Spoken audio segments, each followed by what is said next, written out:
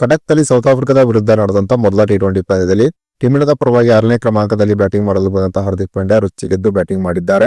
ಮೊದಲ ಟಿ20 ಪಂದ್ಯದಲ್ಲಿ ಕೇವಲ 28 ಎಸೆತದಲ್ಲಿ ಹಾರ್ದಿಕ್ ಪಾಂಡ್ಯ ಅಜೇಯ 59 ರನ್ಗಳನ್ನು ಹೊಡೆದಿದ್ದಾರೆ. ಇದರಲ್ಲಿ 6 4 ಮತ್ತು 4 ಭರ್ಜರಿ ಸಿಕ್ಸರ್ ಸೇರಿತ್ತು.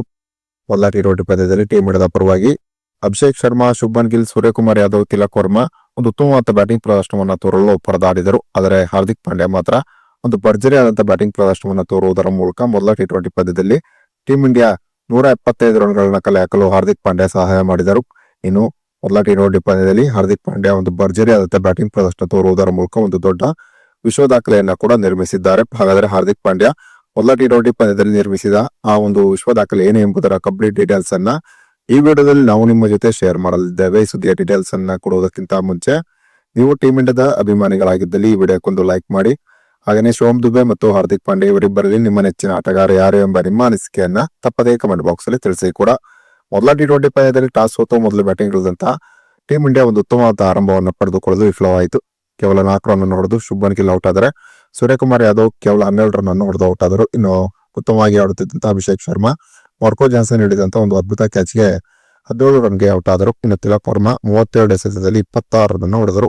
ಒಂದು ಹಂತದಲ್ಲಿ ಟೀಮ್ ಇಂಡಿಯಾ 11.4 ಓವರ್ಗಳಲ್ಲಿ 78 ರನ್ಗಳಿಗೆ 4 ವಿಕೆಟ್ ಅನ್ನು ಕಳೆದುಕೊಂಡು ದೊಡ್ಡ ಮಟ್ಟದಲ್ಲಿ ಸಂಕಷ್ಟಕ್ಕೆ ಸಿಲುಕಿತ್ತು.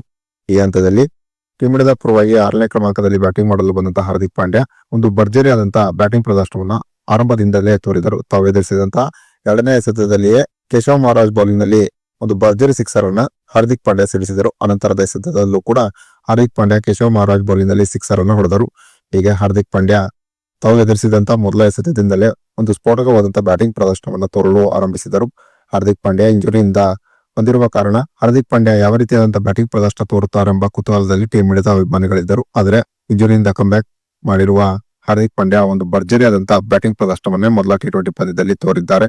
ಹಾರ್ದಿಕ್ ಪಾಂಡ್ಯ 28 ಎಸೆತದಲ್ಲಿ ಅಜೇಯ 59 ರನ್ಗಳನ್ನ ಹೊಡೆದಿದ್ದಾರೆ. ಇದರಲ್ಲಿ 6 4 ಮತ್ತು 4 ಭರ್ಜರಿ ಸಿಕ್ಸರ್ ಸೇರಿತ್ತು. ಹೀಗೆ ಹಾರ್ದಿಕ್ ಪಾಂಡ್ಯ ಈ ಪಂದ್ಯದಲ್ಲಿ 4 ಸಿಕ್ಸರ್ ಗಳನ್ನ ಸಿಡಿಸುವುದರ ಮೂಲಕ ಅಂತಾರಾಷ್ಟ್ರೀಯ ಟಿ20 ಕ್ರಿಕೆಟ್ ನಲ್ಲಿ ಟೀಮ್ ಇಂಡಿಯಾದ ಪರವಾಗಿ 100 ಸಿಕ್ಸರ್ ಗಳನ್ನ ಸಿಡಿಸಿದ ಒಂದು ದೊಡ್ಡ ದಾಖಲೆಯನ್ನ ಹಾರ್ದಿಕ್ ಪಾಂಡ್ಯ ನಿರ್ಮಿಸಿದರು ಅಂತಾನೆ ಹೇಳಬಹುದಾಗಿದೆ.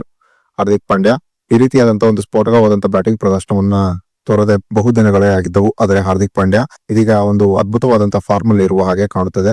ಸದ್ಯದಲ್ಲಿಯೇ ಟಿ20 ವರ್ಲ್ಡ್ ಕಪ್ ಕೂಡ ಬರುವುದರಿಂದ ಹಾರ್ದಿಕ್ ಪಾಂಡ್ಯ ಅವರ ಈ ಫಾರ್ಮ್ ಟೀಮ್ ಇಂಡಿಯಾಗೆ ದೊಡ್ಡ ಪ್ಲಸ್ ಪಾಯಿಂಟ್ ಅಂತಾನೆ ಹೇಳಬಹುದಾಗಿದೆ. ಇನ್ನು ಹಾರ್ದಿಕ್ ಪಾಂಡ್ಯ ತೋರಿದಂತ ಒಂದು ಸ್ಫೋಟಕವಾದಂತಹ ಬ್ಯಾಟಿಂಗ್ ಪ್ರದರ್ಶನದಿಂದಾಗಿ ಟೀಮ್ ಇಂಡಿಯಾ ಮೊದಲ ಟಿ20 ಪಂದ್ಯದಲ್ಲಿ ಸೌತ್ ಆಫ್ರಿಕಾದ ಎದುರು 175 ರನ್ಗಳನ್ನ ಕಲೆ ಹಾಕಿತು. ಇನ್ನು ಮೊದಲ ಟಿ20 ಪಂದ್ಯದಲ್ಲಿ ಹಾರ್ದಿಕ್ ಪಾಂಡ್ಯ ತೋರಿದಂತ ಒಂದು ಭರ್ಜರಿ ಬ್ಯಾಟಿಂಗ್ ಪ್ರದರ್ಶನದ ಬಗ್ಗೆ ನಿಮ್ಮ ಅನಿಸಿಕೆ ಅಭಿಪ್ರಾಯವನ್ನ ತಪ್ಪದೇ ಕಮೆಂಟ್ ಬಾಕ್ಸ್ ಅಲ್ಲಿ ತಿಳಿಸಿ.